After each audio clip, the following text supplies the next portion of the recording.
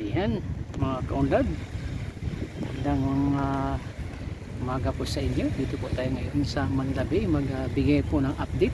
Ayan mga kaunlad, at ito pong geotextile mga kaunlad, oh.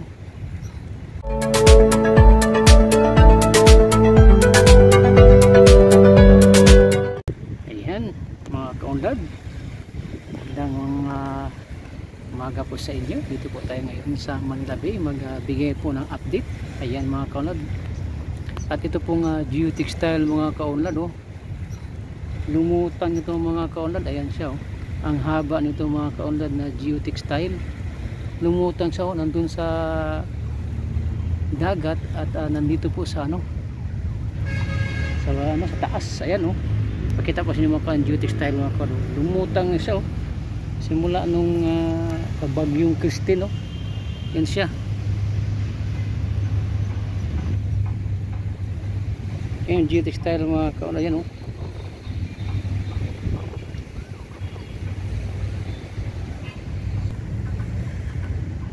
Dito po yan banda sa sa Stone Garden mga kaunlad. Ayan, ipakita ko sa inyo yung Stone Garden mga kaunlad, oh. Stone Garden po natin. At puntahan po natin, ayan, oh. Ito yung geotextile na bago na ilagay itong dolomite sand, saka yung mga graba nito, ayan, oh, haba, oh. Tinano ni bagyong Christine, tinuklap, ayan, oh. Sana na yung mga geotextile, no? Lumutang, ayan, oh. Dami na, oh. Hampas ng alon yan, sa hampas ng alon kaya lumabas yung yung mga geotextile. At ito ang malapit mga kaunlad, napakalaking kahoy nito. Yan, oh.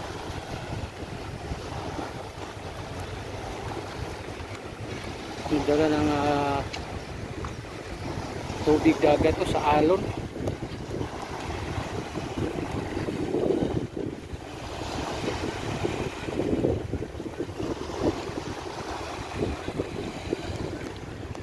Ito po tayo ngayon sa sa dulo nitong dolomite sand sa Garden Stone. Ay, ipakita po natin ang Garden Stone kung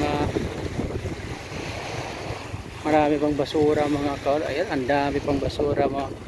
Totally hindi pa totally na linis, no. Tapos mayroon pang parating na bagyong Leon. Sana po hindi tatama sa lupa yan. Dadaan na siya sa Pilipinas sana, no, para hindi ito magkaroon pa ng mga basura ulit. Ayan, no.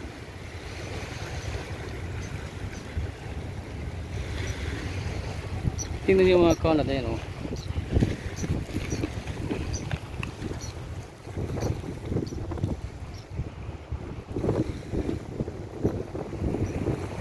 Kung ating lift update ngayon dito sa Manila Bay.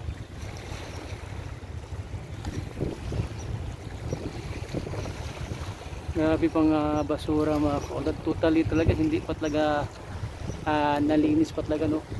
Pero pag maraming mga buluntos naman dito ay tapos ito. Tingnan natin sa sa darating na Sabado at Linggo. Ang mga buluntos kasi dito, yun ang araw lang na magpunta dito sa Manila Bay. May iba't ibang school, may mga company na nagbo-volunteer dito. Yan mga kaunlad, tignan niyo mga kaunlad, oh. Oh, malaking kahoy pa dito, oh. Yan, oh. Ito pong sitwasyon ng ating Manila Bay ngayon.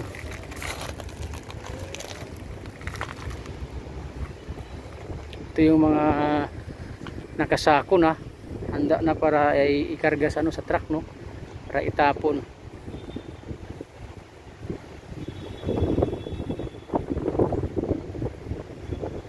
At maya punta din tayo sa dulo pa, no, dun sa kabila, no, dun sa papuntang Manila Yacht Club, dun banda mga kaunlad. Punta din tayo dun maya kung ano bang sitwasyon din dun dito sa Manila Bay, no. Kasi nung nakaraang araw ay sarado sila kasi operation na linis muna sila nun, no. Yan, ito po ang ating latest update ngayon mga kaunlad.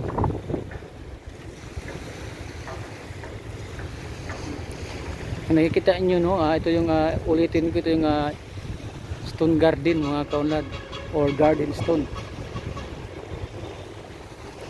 Yung bato mga kaunlad, yung isang bato dito nawala, no.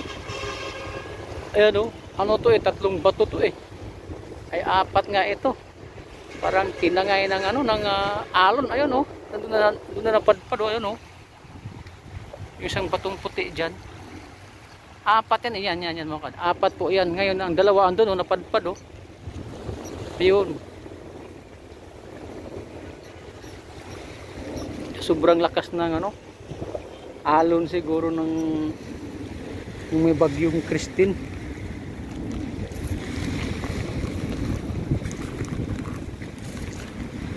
Yan, tuloy-tuloy na po tayong bigyan ng update mga kaunlad.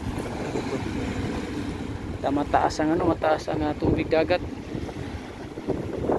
Yan. At ito pa pong mga dito. May mga basura pa dito na nakasako na din. Yan mga kaunlad,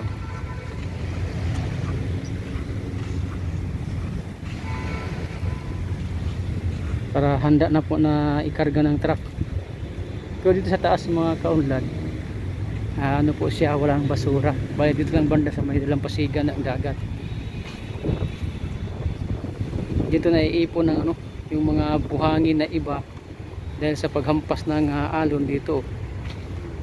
Yan, parang naipon dito ang mga buhangin.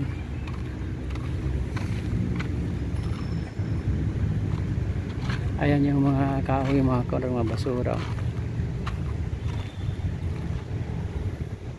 Yan, ito siya.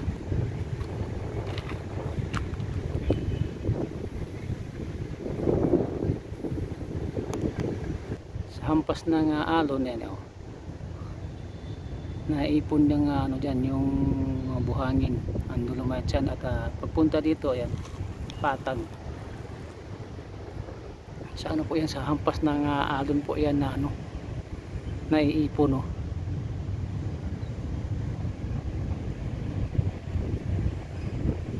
yan hanggang dito yan ipon po siya.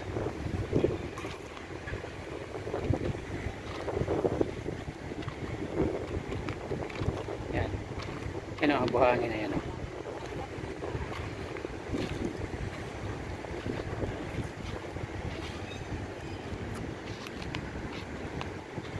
Dito sa taas malinis kasi